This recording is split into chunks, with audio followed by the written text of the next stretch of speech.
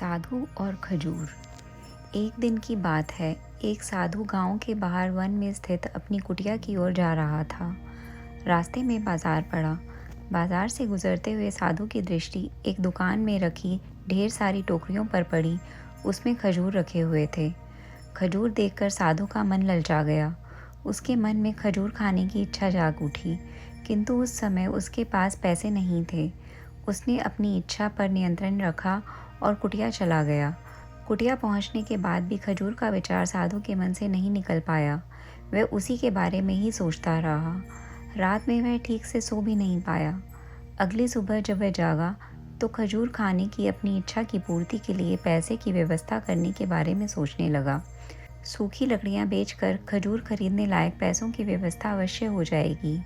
यह सोचकर वह जंगल में गया और सूखी लकड़ियां बिनने लगा। काफ़ी लकड़ियां एकत्रित कर लेने के बाद उसने उसका गट्ठर बनाया और उसे अपने कंधे पर लाद कर बाजार की ओर चल दिया। लकड़ियों का गट्ठर भारी था, जिसे उठाकर बाजार तक की दूरी तय करना आसान नहीं था, किंतु साधु चलता गया।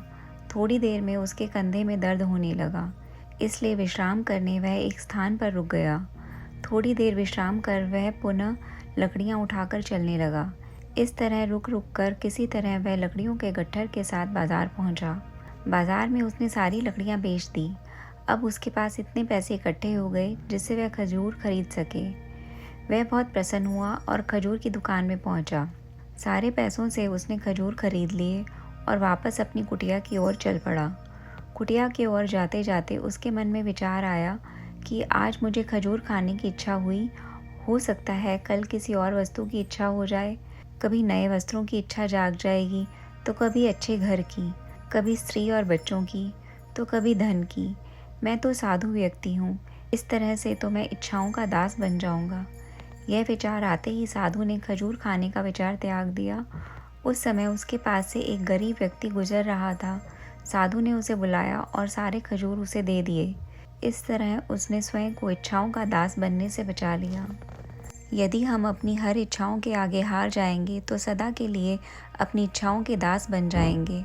मन चंचल होता है, हमें रह रहकर इच्छाएं उत्पन्न होती रहती हैं, जो उचित भी हो सकती हैं और अनुचित भी। ऐसे में इच्छाओं पर नियंत्रण रखना आवश्यक है। सोच विचार कर इच्छाओं के आंकलन के उपरांत ही उनकी पूर्ति के लिए कदम उठाना चाहिए, तभी जीवन में सफलता प्राप्त होगी। हमें इच्छाओं का दास नहीं बनना है, बल्कि इच्छाओं को अपना दास बनाना है। दोस्तों, उम्मीद करती हूँ कि आपको ये कहानी पसंद आई होगी। मेरी इस कहानी से आपने काफ़ी कुछ सीखा होगा। कमेंट करके ज़रूर बताएं। कृपया चैनल को सब्सक्राइब करें और बेल आइकन को प्रेस करके नए वीडियो को सबसे पहले पाएं। ऐसी ही मोटिवेशनल स्टोरी के लिए कृपया शेयर करें और हमसे जुड़े रहें। धन्यवाद।